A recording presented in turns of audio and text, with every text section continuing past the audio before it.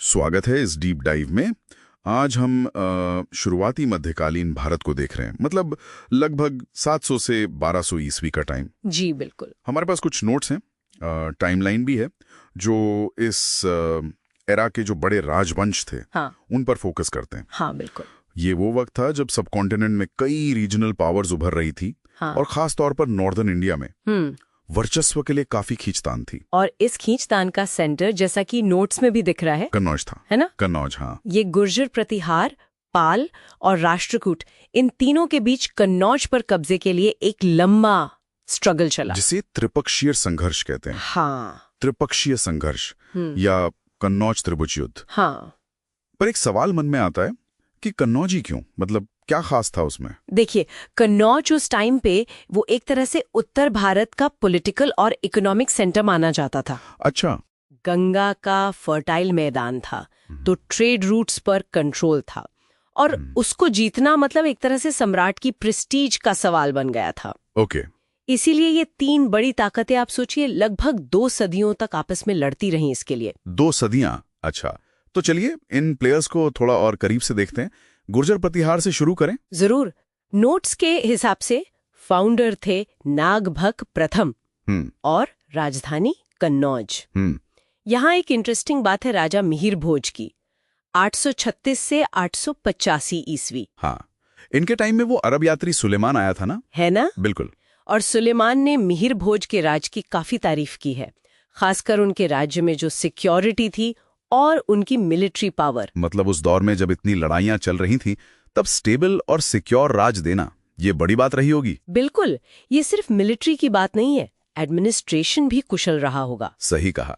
और नोट्स में महेंद्रपाल का भी जिक्र है, मिहिर भोज के बाद, जिनके दरबार में कवि राजशेखर थे। हाँ, तो मतलब युद्ध के साथ साथ आर्ट और लिटरेचर को भी पेट्रोनेज मिल रहा था। अच्छा, अब पूरब की तरफ चलें। पाल वंश। पाल वंश ये बंगाल वाले एरिया में थे और बुद्धिज्म को मानते थे। हाँ। फाउंडर थे गोपाल, जिन्होंने उदंतपुरी में एक महाविहार मतलब यूनिवर्सिटी टाइप बनवाई, उदंतपुरी यूनिवर्सिटी। और उनके बेटे धर्मपाल ने विक्रमशिला यूनिवर्सिटी की नींव रखी। ये तो बहुत बड़ा काम था। हाँ, और धर्मपाल ने कन्नौज के शासक इंद्रायुद्ध को हराया भी था। मतलब त्रिपक्षीय संघर्ष में इनका भी रोल तगड़ा था। तो एक तरफ युद्ध और दूसरी तरफ शिक्षा और धर्म को इतना बढ़ावा। देवपाल, महीपाल, रामपाल, ये सब भी इंपॉर्टेंट रूलर्स थे। बिल्कुल। अब तीसरे प्लेयर पे आते हैं, राष्ट्रकूट। हाँ, ये मेनली दक्कन में थे, पर इनका इंटरेस्ट नॉर्थ में भी पूरा था। हाँ, त्रिपक्षीय संघर्ष में ये भी बराबर के हिस्सेदार थे। और नोट्स में एक बड़ा इंपॉर्टेंट इवेंट मेंशन है। राष्ट्रकूट राजा कृष्ण तृतीय ने चोल राजा परांतक प्रथम को हराया था तक्कोलम की लड़ाई में। तक्कोलम का युद्ध। अच्छा, तो राष्ट्रकूट सिर्फ नॉर्थ में ही नहीं, साउथ में भी लड़ रहे थे। बिल्कुल, उनका असर काफी फैला हुआ था। और यहीं से हम चोलों पर आते हैं। जी, हमारे नोट्स कहते हैं कि ये पहले पल्लवों के सामंत थे, मतलब उनके अंडर थे। जी। फिर विजयालय नाम के शासक ने मुत्तरैयार से तंजावुर यानी तंजौर छीन लिया और वहां निशुंभा सुदिनी देवी का मंदिर बनवाया। तो ये चोल पावर की एक तरह से रीस्टार्ट थी। हाँ, कह सकते हैं।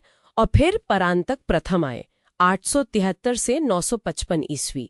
इन्होंने चोल पावर को काफी एक्सपैंड किया, पांड्यों को हराया वेल्लोर में, और रामेश्वरम में एक विजय स्तंभ भी बनवाया, कृष्णेश्वर मंदिर भी।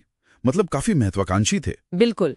लेकिन जैसा हमने देखा, तक्कोलम में राष्ट्रकूटों से हार गए। तो ये सत्ता का मतलब उतार चढ़ाव लगातार चल रहा था, जीत, निर्माण, फिर हार। सही, ये इस दौर की खासियत थी। हमारे नोट्स में एक और बात शुरू में लिखी है, सातवाहनों ने ब्राह्मणों को भूमि दान देना शुरू किया था। क्या ये पैटर्न बाद के राजाओं ने भी फॉलो किया है? हाँ बिल्कुल। भूमि अनुदान देना, मंदिर बनवाना, कवियों विद्वानों को आश्रय देना, ये सब राजाओं के लिए अपनी शक्ति, अपनी लेजिटिमेसी दिखाने का तरीका था। अच्छा, तो ये सिर्फ धर्म कर्म नहीं था। नहीं, ये पॉलिटिकल स्ट्रैटेजी का भी हिस्सा था। अपनी उदारता दिखाना, ब्राह्मणों और मंदिरों के जरिए अपना प्रभाव बढ़ाना, ये सब चलता था। हर डायनेस्टी अपनी एक छाप छोड़ना चाहती थी। तो इस डीप डाइव से एक बात तो साफ है कि ये जो शुरुआती मध्ययुगीन भारत का दौर था, ये काफी डायनामिक था। गुर्जर प्रतिहार, पाल, राष्ट्रकूट, चोल, ये बड़ी शक्तियां उभर रही थीं, आपस में लड़ रही थीं, खासकर कन्नौज जैसे सेंटर्स के लिए। बिल्कुल, पॉलिटिकल उथल-पुथल तो थी ही, लेकिन साथ ही साथ ये कल्चरल डेवलपमेंट का भी टाइम था। हाँ, वो भी है। युद्धों के बीच में ही विक्रमशिला जैसी यूनिवर्सिटीज बनी, शानदार मंदिर बने, आर्ट और लिटरेचर को भी बढ़ावा मिला। तो पॉलिटिकल एम्बिशन और कल्चरल लेगेसी ये साथ साथ चल रहे थे। ये सोचने वाली बात है कि एक तरफ सत्ता के लिए इतनी मार काट, इतना संघर्ष, और उसी टाइम पर यूनिवर्सिटीज और मंदिर जैसी चीजें बन रही हैं जो सदियों तक टिकी रहीं। क्या इन दोनों के बीच कोई गहरा कनेक्शन है? मतलब क्या संघर्ष से ही सृजन होता है? ये वाकई एक दिलचस्प सवाल है सोचने के लिए। चोल राजवंश में इस डीप डाइव में आपका स्वागत है। हमारे पास कुछ नोट्स हैं, नक्शे भी हैं और मंदिर वास्तुकला की कुछ शानदार तस्वीरें भी। जी, हमारा मिशन है दक्षिण भारत के इस शक्तिशाली साम्राज्य के सबसे अहम पहलुओं को समझना। हाँ, जैसे उनके शासक, उनकी शासन व्यवस्था और वो विरासत जो आज भी हमें मतलब हैरान करती है। बिल्कुल। तो चलिए शुरू करते हैं। चोल शासकों की बात करें तो राजराजा प्रथम और राजेंद्र प्रथम जैसे नाम एकदम से सामने आते हैं। हाँ, ये वाकई अपने दौर के कह सकते हैं महानायक थे। राजराजा प्रथम ने न सिर्फ चेरों और पांड्यों को हराया, मधुले पर कब्जा किया। हाँ, और श्रीलंका तक भी पहुंचे। बिल्कुल। और दिलचस्प बात यह है कि उन्होंने नागापट्टनम में एक बौद्ध विहार भी बनवाया। जी, ये उनकी शायद कूटनीतिक समझ या धार्मिक सहिष्णुता को दिखाता है। हाँ। और उनके बेटे राजेंद्र प्रथम, जिन्हें कभी कभी दक्षिण का नेपोलियन भी कह दिया जाता है। अच्छा। हाँ, उन्होंने तो साम्राज्य को और भी ऊंचाइयों पर पहुंचाया। उन्होंने न केवल अपने पिता के मतलब अधूरे काम पूरे किए, जैसे पूरे श्रीलंका पर विजय हासिल की, बल्कि उत्तर भारत की ओर भी बढ़े, गंगा नदी पार करके बंगाल के शासकों को चुनौती दी। अरे वाह। और इसी जीत के बाद उन्हें गंगैकोंड चोल की उपाधि मिली। अच्छा, गंगैकोंड चोल। जी, और उन्होंने गंगैकोंड चोलपुरम नाम की एक भव्य नई राजधानी भी बसाई। और यही बात और भी दिलचस्प हो जाती है ना? राजेंद्र प्रथम यही नहीं रुके। नहीं, बिल्कुल नहीं। जैसा कि हमारे नक्शे दिखाते हैं, उन्होंने एक विशाल नौसैनिक बेड़ा तैयार किया। हाँ। और दक्षिण पूर्व एशिया में श्री विजय साम्राज्य मतलब वो शैलेंद्र राजवंश उनके खिलाफ अभियान चलाया। ये तो उस समय की उनकी नौसैनिक ताकत और महत्वाकांक्षा का बड़ा सबूत है। बिल्कुल, इसने हिंद महासागर में उनके प्रभाव को काफी बढ़ा दिया। उन्नत थी। हाँ, बिल्कुल सही कहा। चोलों की सबसे खास बात थी उनकी विकेंद्रीकृत ग्राम प्रशासन प्रणाली। हाँ, वो उर और सभा वाली बात। जी, दो तरह की प्रमुख सभाएं थी। उर जो गांव के आम निवासियों की सभा थी, और दूसरी सभा या महासभा, ये मुख्य रूप से अग्रहार गांव में होती थी। अग्रहार मतलब वो गांव जो ब्राह्मणों को दान में दिए जाते थे। हाँ, बिल्कुल। और इसमें विद्वान ब्राह्मण सदस्य होते थे। इन सभाओं के पास काफी स्वायत्तता थी। लेकिन सदस्यता के लिए कुछ शर्तें भी थीं शायद, जैसे संपत्ति होना। हाँ, ये ध्यान रखना जरूरी है कि सदस्यता के लिए संपत्ति का मालिक होना जैसी कुछ शर्तें थीं, और सदस्य आमतौर पर 3 साल के लिए चुने जाते थे। तो एक तरह का स्थानीय स्वशासन था, पर कुछ सीमाओं के साथ कह सकते हैं। और राज्य चलाने के लिए उनके पास भूमि अनुदान की भी एक विस्तृत व्यवस्था थी, है ना? हाँ, वो व्यवस्था तो उनके समाज और अर्थव्यवस्था का आधार थी। जैसे ब्राह्मणों को दी गई कर मुक्त भूमि ब्रह्मदेय कहलाती थी। अच्छा। किसानों के स्वामित्व वाली भूमि वेल्लन वगाई थी। मंदिरों को दान दी गई भूमि देवदान कहलाती थी। ये मंदिरों के रखरखाव और अनुष्ठानों के लिए होती थी। मतलब काफी व्यवस्थित था सब कुछ। जी, इसी तरह जैन संस्थानों के लिए पल्ली छंदम और स्कूलों के लिए शाल भोग अनुदान थे।